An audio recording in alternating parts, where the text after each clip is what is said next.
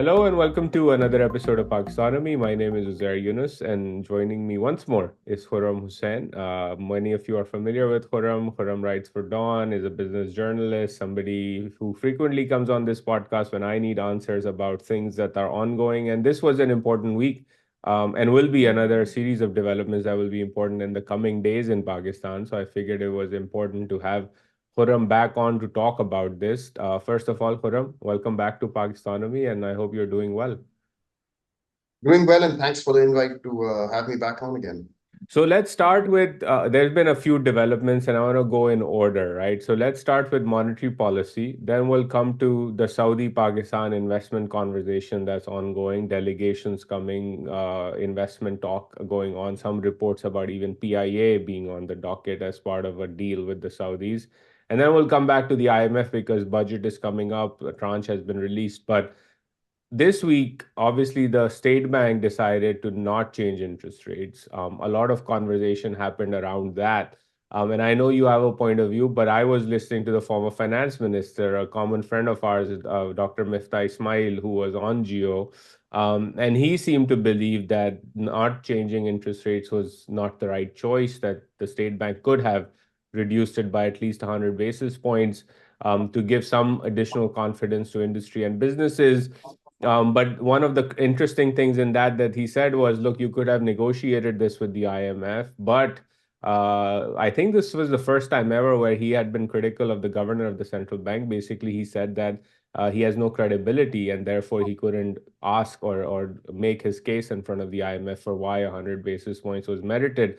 Obviously, the business community is unhappy with high interest rates. A lot of conversation saying inflation is coming down. So, you have even higher real rates in Pakistan right now. How did you see the state bank's decision and what they said in the monetary policy statement? I was not surprised at all with the monetary policy decision. And if you read the IMF's statement, that was the staff, the statement that was released right after the executive board approved Pakistan's last review of the ongoing standby or not the now concluded standby arrangement. You'll notice in two places, not one, but two places in that statement. First by the staff itself, and then secondly by the deputy managing director itself. They mention that interest rates should stay where they are. The staff itself, their language is a bit more, shall we say, diplomatic. They say the monetary policy should continue to remain data-driven and realistic. If I recall the words correctly, I'm calling from memory. The deputy managing director is more direct. He just says they are fine where they are. So they're saying it not once but twice. And you know, you know how things are done in Washington, D.C., where these statements are released. Every single word is poured over before it is released and made public. These are not sort of shoot from the hip or frivolous words, usually. They are weighed very carefully and before they are made public. So, so there you have it, right? The IMF itself saying, forget about rate cuts. Okay, you find your interest rates are fine where they are. Your monetary policy is fine the way it is right now. The thing I think what Miftah Ismail was saying on the show that you mentioned um, is a sentiment that is held largely by the business community in Pakistan. The sort of the big owners and controllers of capital who are probably the first in line to be hit by rising interest rates. Their balance sheets are the first to be hit. Government is obviously the largest entity that is hit.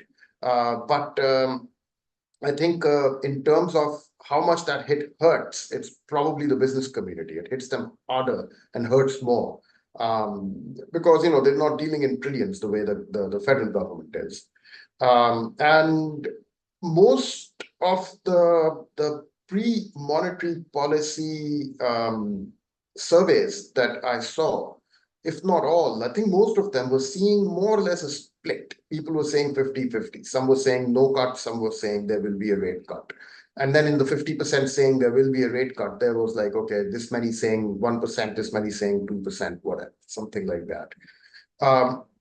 And I've got a feeling, because I spoke to some of these business community people too, that many of them were sort of making the mistake of thinking that their view is the state bank's view. Um, and they make the view pretty well over here that there is no longer a need for interest rates to be at 22%. And the latest inflation number that has come out at 17%, they're saying, look, we told you so. We were right. And from here onwards, the high base effects kick in because May last year was the peak, that interest rates had hit their peak. So May of this year, the growth rate from last year is going to be even less than 17% in all likelihood. The underlying drivers of inflation seem to be coming under control. The monetary aggregates are, by and large, staying within bound, barring a few movements here and there, but they do seem to be staying within bound. The exchange rate appears to be, by and large, stable. What's now the need to continue going like this? That's the argument they're making. Clearly, the state bank doesn't see it that way. Uzair, the most basic thing to understand here is that the monetary policy in Pakistan is not made at the state bank anymore. It used to be, and I think it still is in times when there is no IMF program that the country is trying to implement. So But that's so long as the country, a pretty big statement you're making, Khurram, that the institution that supposedly got increased levels of autonomy a few years ago and independence. We've talked about this on this podcast. You and I have had long discussions, among others, yeah, on the way in which that bill was passed, but that's history. So now, instead of the sovereign, which is the federal government in Islamabad and Q bloc in Islamabad in particular, dictating to the IMF or to the state bank what needs to happen under certain conditions, you're saying that it's Washington D.C. that is now dictating to the look, IMF, to the central bank. here's how it's actually working now, right? At least during the period when the standby arrangement was being implemented. The IMF team would come to Pakistan. They would hold their consultations first in Islamabad with the federal government. Then they would hold their meetings with the state bank team, and they would go home. They, to my knowledge, did not hold meetings where both of these guys were present, except in those in the more sort of final rounds. And with the federal government, they basically looked at the fiscal and the circular debt and those outturns. With the central bank, they sat and looked at the monetary movements and decided on interest rates and exchange rate and the net the monetary movements on foreign exchange liquidity as well as rupee liquidity. And then they would go back and they would tell both of these parties, this is what you need to do, this is what you need to do. And that actually gave the state bank over here a little bit of leeway and plenty of autonomy. Because if the sovereign went to the state bank saying, hey, you need to cut interest rates, they would say, that's not what the IMF said, right? They said, don't cut interest rates. So we're leaving it the way it is. The state bank did not want to be, neither one of these parties wanted to be the guy that snags the review, right?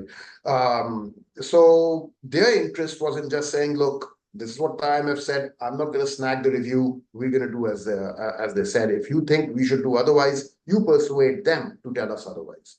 That's the sort of dynamic that was going. Now, you've been sitting in on the post-monetary policy announcement briefings that the state bank gives. We've both been in those, along with over 100 other people. You tell me, how convinced are you that the state bank actually knows and understands everything that it's doing in terms of, the conduct of monetary policy and how the aggregates are moving, what justifies a rate cut and what doesn't? Because not that long ago, we saw them looking at very similar situations and justifying low interest rates. Now we're looking at the same state bank, looking at these aggregates justifying high interest rates. To me, having sat in on these over a period of time, I just see a central bank that's like doing what it's told and then inventing the story, right, to justify their particular action. But they're not really making the decisions. They're mostly just weaving the story and the narrative around the decision that has been told to them. No, that I fully agree with that, Khurram, and I think that's been the key issue, right? So where I agreed with Dr. Ismail was the credibility of the central bank, in particular the governor of the central bank, because ultimately the buck stops with him. And all of these briefings are exactly that way, right? Like it's like the headline is written first, and then you go conveniently find the facts that help you tell that headline story. And that's been the issue. I think that's why there's a credibility gap that I think is the most fundamental challenge to the central bank.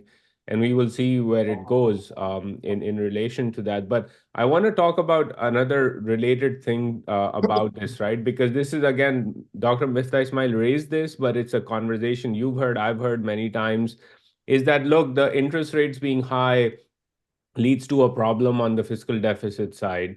That then has a cascading effect in terms of OMOs and the liquidity injections that have to happen on the central bank side to allow borrowing. And if you actually reduce interest rates, it eases the fiscal deficit burden, reduces the OMO size of the scale, reduces the challenges we're beginning to see on the commercial banking side because they're the lenders to the sovereign. And oh, by the way, like it's not like higher rates and a higher burden will force the sovereign to cut its spending. So it's actually a good idea to reduce rates by a little bit. Like, how do you see that as an argument, right? Because that's again part of the business-oriented argument, among others, has been that look, like cut rates, the deficit reduces, everybody's happy, doesn't do much on the other side, but actually improves stability in the system.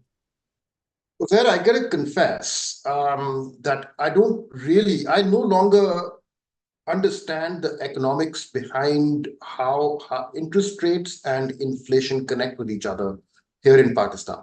Um, to some extent, yes, as you mentioned, the liquidity injections, the monetary aggregates move in a particular way that is going to be inflationary. That in a sort of a very broad general sense, we can see that when there's an explosion happening in the monetary aggregates, you can see and then say, okay, inflation is coming down the road. But when those are coming under control, then how? My hunch is that the high interest rates right now are being maintained more for the foreign exchange liquidity side rather than the domestic inflation. But that's not an area that the state bank wants to or can talk about because in these very same briefings that we are talking about, um, the holders of Pakistani debt are present. The bondholders and the foreign creditors, they're listening very carefully to everything that is being said about the foreign liquidity and the functioning of the FX markets. So the state bank tends to be very sort of, they tend to talk about that in very cursory terms, paint a fairly rosy picture, and keep the focus more on the inflation, the CPI. Then they show us the heat maps and the disaggregated things and all that. I've got a feeling much of that is just sort of like, narrative building. I think this time, if I may interrupt, what stood out to me, I want to see if this stood out to you as well. They did point to higher rates in advanced economies and the fact that rate cut cycle has slowed down, which made me immediately think of two things, right? One is the carry trade, the reversal of flows. If you cut rates, right, so you have actually disincentivizing inflow into Pakistan because of the carry trade phenomenon that would emerge as a result of that divergence. Doesn't happen right now for various reasons because of Pakistan's credit ratings, but still plays a role in the bond market thinking of Pakistan. But more importantly, that has a direct connect with the exchange rate. And as a result of that exchange rate pressure, you have an inflationary environment issue that could emerge because you're diverging from advanced economies, which are maintaining, like the Fed is maintaining rates right now, and it's changed. The view here in America about the pace of rate cuts has evolved over the spring, going into the summer. So, did that stand out to you? Because that particular point stood out to me this time around about the central bank sort of diplomatically talking about why they need to maintain higher rates for this exact reason that you were alluding to Yeah. for flow Um, management. no, I gotta admit, I think there's a conversation we need to have there. I can't claim that leapt out at me. And I have in the past seen them actually also point to international interest rate globally when they were cutting rates in the wake of COVID, for example, when they were maintaining low interest rates for something like well over 18 months or something like that, up until September 2021, right? From June of 2020. So that's about what, 2 years or more than 2 years, in fact. During that time too, they kept pointing to what's happening on the global front with interest rates. So, I mean, now that you mention it, maybe there's something there. But to my mind, I just sort of racked that up next to narrative building. I said, this is something that they often do when they're looking for reasons to justify why they undertook a particular action. Then they reach to things like, well, in the international markets, this has happened. This is what international central banks are doing, and stuff like that. So I just racked it up Okay. as that, just like. All right. I want to move to the next topic here then, right? Which is obviously a lot of conversation going on, delegations coming and going, lots of talk about airlines and privatization, things like which is Saudi Arabia. A lot of people are skeptical because that Saudi investment talk has been done so many times about the refineries and the billions and the mines and everything else. But I gotta admit, like in the last few weeks, momentum has indeed picked up. The delegation flow and the conversation has gone to a level that at least I am paying more attention to this time around. And I would love to get your thoughts on where and how you're seeing the broader conversation with Saudi Arabia and PIF in terms of assets in Pakistan and whether or not there are enough deals to be done here and is progress being made related to these deals with Saudi? I'll draw your attention to one key fact, one thing that has struck me really hard over there. Two meetings between the Prime Minister of Pakistan and the Crown Prince of Saudi Arabia in less than 30 days. Now, that sort of thing doesn't happen. These are not courtesy calls, and that sort of thing doesn't usually happen. You know, if there isn't a good reason for these meetings to be happening. Um, and then, of course, one looks at the more sort of subtle diplomatic protocols that are also being revealed in these meetings. For example, I'm told, this is not something I'm going to stand by tooth and nail, but I'm told that meeting with a delegation that has come for Umrah, whose official purpose is Umrah, is not normal. Like the royal family, the highest levels of government will not meet with a delegation that's there for Umrah purposes. But they met with the Pakistani one. And I'm told the fact that the first meeting showed the Pakistani delegation wearing the ihram, that was a signal. That was a signal saying that we're special and this is special. And they're going out of their way to meet with us. There's a departure from standard diplomatic protocol taking place here. Now, again, I'm not standing by this. This is not a hill I'm going to die on. But those who watch diplomatic affairs tell me that there's something there. That there is actually signaling taking place over there.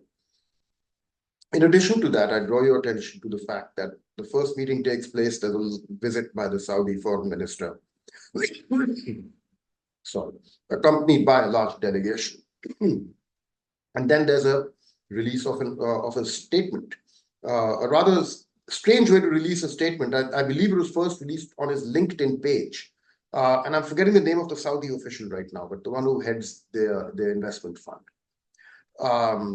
And the statement was long, it was detailed, and it talked about, there are all these investment possibilities and whatnot. And this a statement coming from the Saudi side for the first time that we were seeing. After that, we have another visit with and meeting with the Crown Prince. And this time followed by a large number of, another delegation, large delegation, again, operational people. Now, we can say, okay, these people are not very senior. They don't have an interest in PIA. I don't know what the details are. But I can tell you that these kind of contacts usually mean something is up, that something is being worked on. These are not courtesy calls, and these are not exploratory visits at the end of which they'll say, okay, well, we came, we looked, and we didn't really find anything. See ya. Right, they're trying to make something work. They're trying to look and together go through the whatever they have before them, and they're trying to come to some kind of an agreed upon outcome. I don't know what that outcome is. I'm not even saying that that outcome will be a good thing for Pakistan or anything. I'm just stating a fact here, right? That this has happened. It appears like this is happening. I would take these contacts more seriously than many of my more skeptical friends are, because I think something's cooking. And the other thing, two other things make me believe that. Number one is the larger geopolitics, the realignment that is taking place. You know more about that than I do. But Blinken's most recent visit to the region that where he was there, the World Economic Forum, and the kind of conversations that happened over there. Again, I think your viewers might know more about that than I do, but for my part, it's enough to just note that some kind of a geopolitical push in the region is taking place. And somehow there is a realignment going on. Where it's going, whether it will succeed or not, I don't know. But in the course of that realignment, the bigger powers, especially Saudi Arabia, are reaching out left, right, and center to see who they can bring in as a partner on their side in this. Right, so that's happening in Riyadh, and at the same time, there are these contacts happening with Pakistan. And here in Pakistan, you've got a government and I'm increasingly convinced their number one problem now is how do we break the Imran Khan fever that has gripped this country? They're almost obsessed now. Other than maybe Shahbaz Sharif and some of his other people, but I think at the higher levels, there's a great deal of concern that how do we deal with Mr. Khan? And now that he's gone ahead and written this article in the Telegraph saying that, well, it looks like the only thing left now for them to do is murder me. They failed in really breaking my will, breaking me, and whatnot. They can't release him. They can't. They're having a hard time now pushing ahead with the trial. They don't quite know what to do. One really good way to break that fever is to give the country a year, 2 years, or maybe 3 years of sustained high growth, right? If you manage to get some inflows coming in, enough to pump growth one more time of the sort that we've seen in the past, in the mid 2000s, we saw it in the mid 2010s, maybe we'll see it again in the mid 2020s, maybe, right? Then one can plausibly say that given 3 years of high economic growth, with money being made all around, employment opportunities proliferating, business activities sort of leaping to life, and the current moribund state of affairs suddenly sort of being left behind, the exchange rate stabilizing, inflation stabilizing. Once all that begins to happen, I think a credible bet can be made that the Imran Khan fever will begin to break. And that will give the government some space in which to then do what they want to do. So over here, domestically, there's that. In the region, from where these delegations are coming, there's a realignment taking place.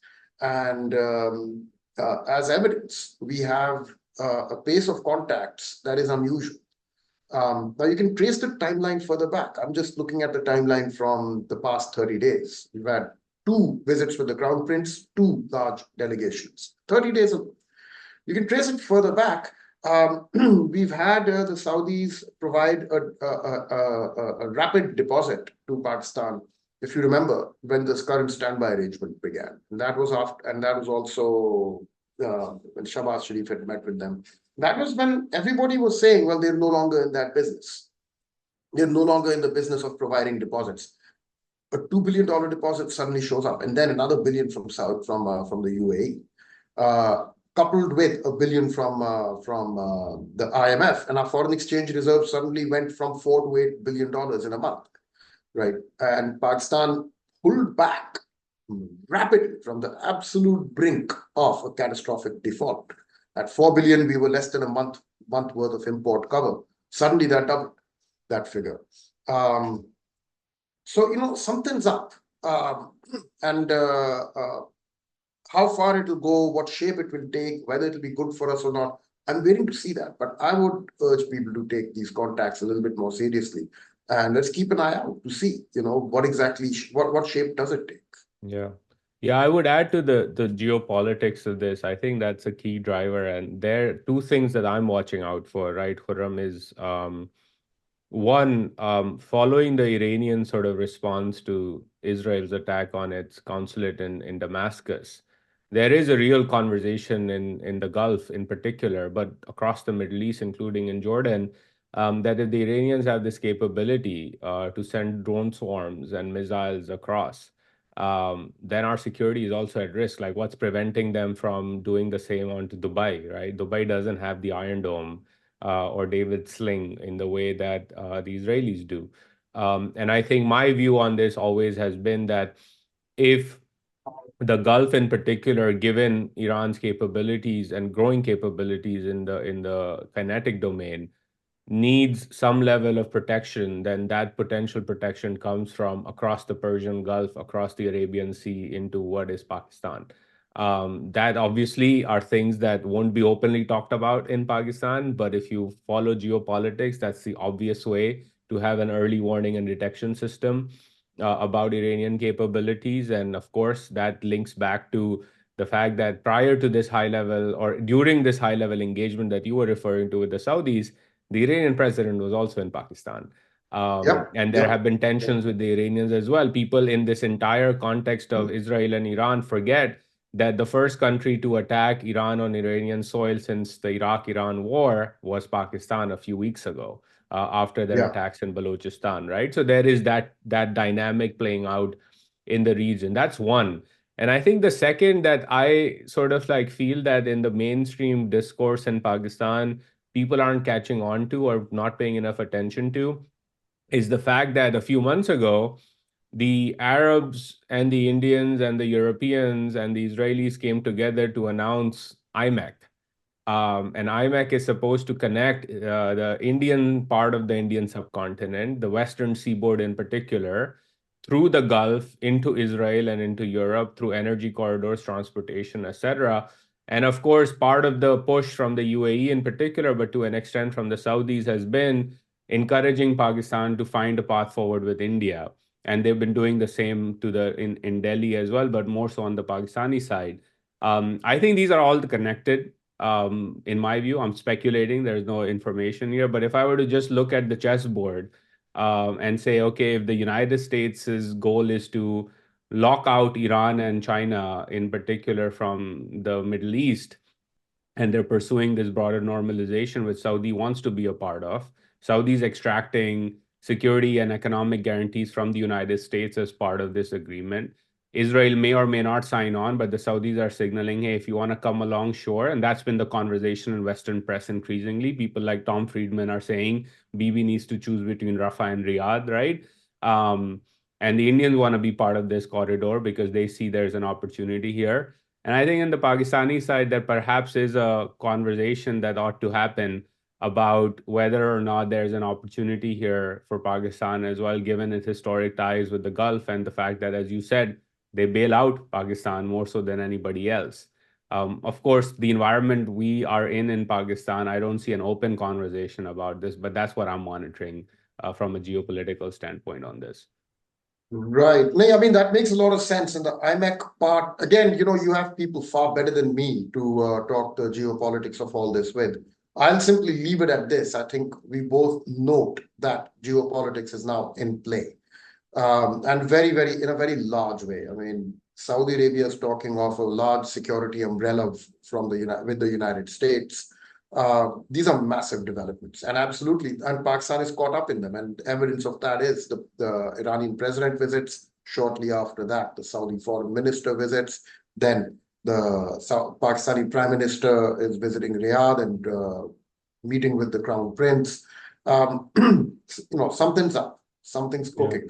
And I think in our country, a moribund economy has always been restarted on the back of geopolitics. I mean, there's maybe one example in the early 90s when I wouldn't say restarted, but there was sort of a growth impetus imparted to the economy through fetching foreign inflows in the form of resident foreign currency deposits and other kinds of borrowing. Um, I think at that point in time, maybe geopolitics was in the back seat, and I won't call it reform, but nevertheless, organically grown economic policies at home were the driving force for the economy. But in the early 80s, the restarting of growth over here, in the 1960s, definitely in the middle 2000s and the middle 2010s, all of these growth spurts were geopolitically driven. Um, I think given that geopolitics are at play, we have a history of starting a moribund economy with geopolitical inflows. There's a massive political incentive at home to get the economy going in order to overcome the single biggest political challenge facing the government. All of these things are just pointing towards the fact that something may well be up, and I'm waiting to see what it is. Fortunately, I'm not in the business of breaking news. I don't need to sort of rush to the leading edge of all this. I'm perfectly fine. Kick back, wait, and see where this goes. But just make sure you read the signs accurately when at the time when they are taking shape before your eyes. Yeah, yeah. And I would take these contacts, the frequency and the high levelness of the contacts, seriously. No, fully agree. And I think the last point I'll make on this before I ask you my last question is, in the last few weeks, we've seen a major deal between the Emiratis and Microsoft on AI.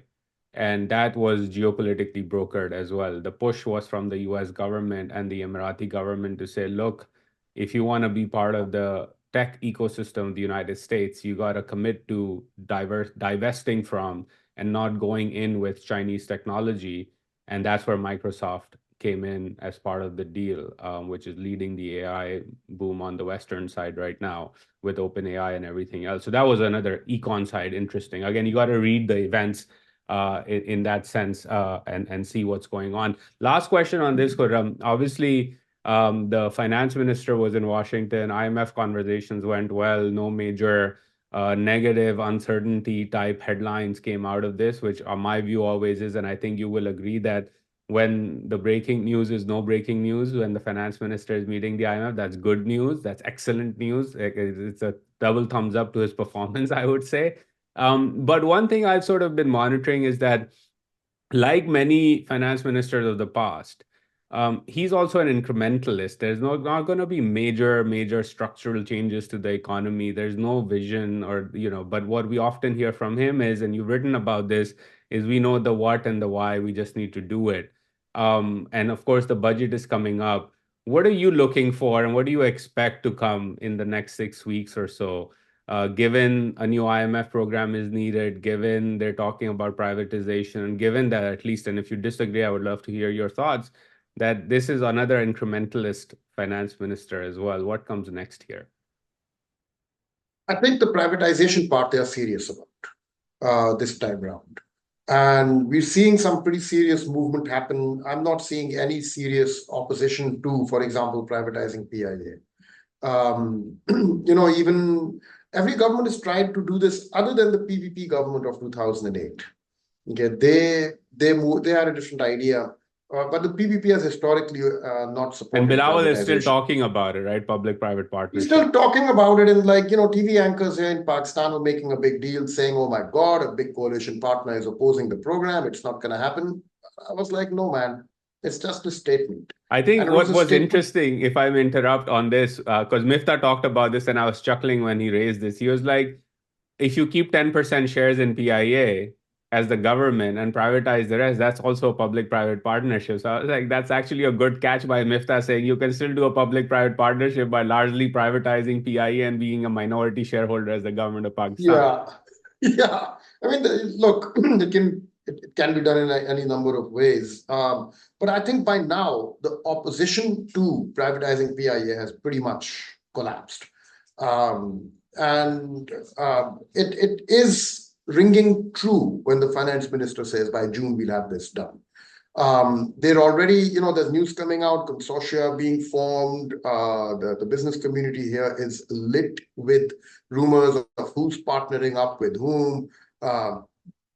Two names have already come forward, Arif Habib, and who was the other one in that Bloomberg story just now? Jerry's group, right? Yeah, the Jerry's group, huh? There's about half a dozen other names floating around in WhatsApp groups. The fact is that all this chatter denotes that that interest is forming.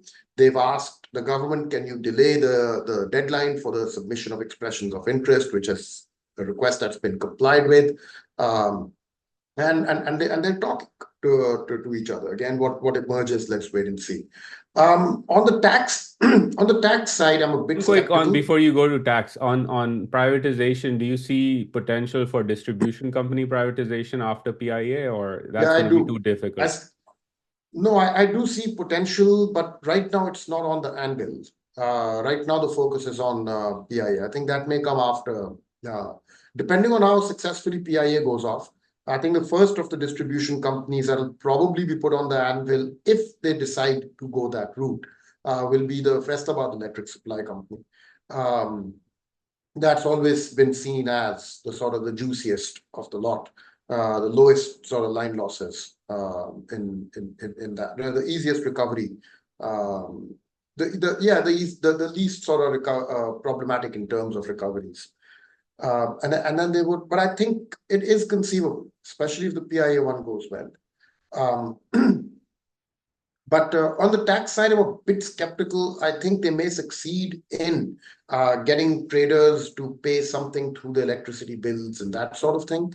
But it's unlikely, I think, that they'll get, we've just seen one effort to try and voluntarily get people to come and become filers, and register to pay their taxes. We saw that fail. It didn't really draw much of a response. It never does. Um, I think any effort to try and turn them into actual filers of income tax returns is going to be stymied.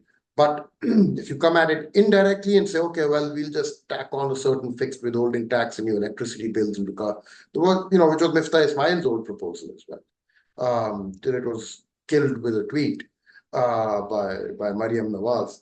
Um, Something like that could well come back up again, and this time, we'll see whether it gets killed with a tweet or not. But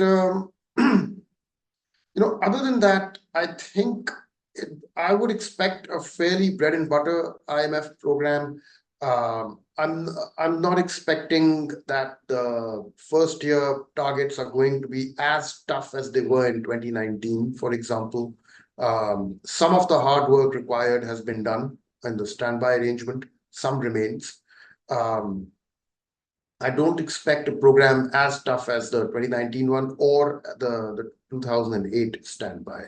One that straitjackets the government that heavily. I'm not expecting something like that. And if they do get something mobilized on, mind you as well, this one thing the state bank governor pointed out, 2 trillion rupees of accumulated state bank profits are going to be made available to the federal government as soon as the fiscal year ends for the next fiscal year. That's a lot. And that will also provide them with a significant fiscal cushion for fiscal year 25. And in addition to that, if they unlock at least some revenues from some inflows, I shouldn't call it revenues, but some proceeds from privatization. And more importantly, if they manage to offload the liability that PIA has become, and liberate themselves from the obligation to keep bailing that company out every few months, that will provide some fiscal cushion. And then let's see what shapes up on the geopolitical front. So there, in a nutshell, I would say I think the movement in privatization as the sort of the avatar of the structural reform effort. It feels real this time, and I think as far as the stabilization is concerned, a large part of the heavy lifting has already been done. It will be tight, the situation, but nowhere near as bad as it was in 2019 or in 2008 or even in Got it. 2000.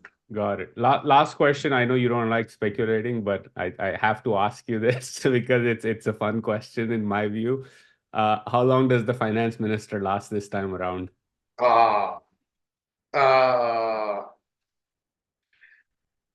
Again, I think a lot depends on how things turn out. If he manages to get a decent fund program, if he manages to show some success in the early success, score some success in the privatization effort, he's got to generate some headlines. That's something that Aurangzeb has to do here. Positive Uh, headlines, I would say. Headlines can be. yeah. Positive. That's what I meant. That he's got himself to produce and give the country a few headlines. That here's something that has happened, not the kind of headline that says we are going to do this, but here's something that has happened, and sort of establish himself as a real live newsmaker. That will help cement his place in the cabinet. And of course, he can never take the place that Dar has among the party rank and file. The party MNAs and MPAs will still go to Dar in order to channel their requests to Aurangzeb, but he can sort of compensate for that by producing some results in other areas. It seems like he's doing work in order to bring that about. Let's see.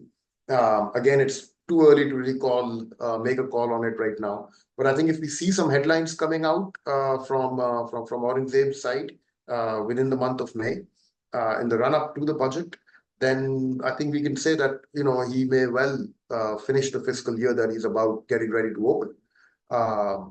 But if he doesn't, if we're into July and we don't have any big headlines that we can attribute to him, then we might want to start counting the months. Yeah. Well, on that note, Khurram, as always, pleasure talking to you. Thank you for your insights. And, I think the big stuff to watch, I agree, is the PIA privatization and how the IMF negotiation, the budget goes. And I think so far, the finance minister has said the right things. We'll see what he can pull off in action. But when the action starts happening, I'll have you back on. But in the meantime, thank you so much for your time. Look forward. Thanks very much.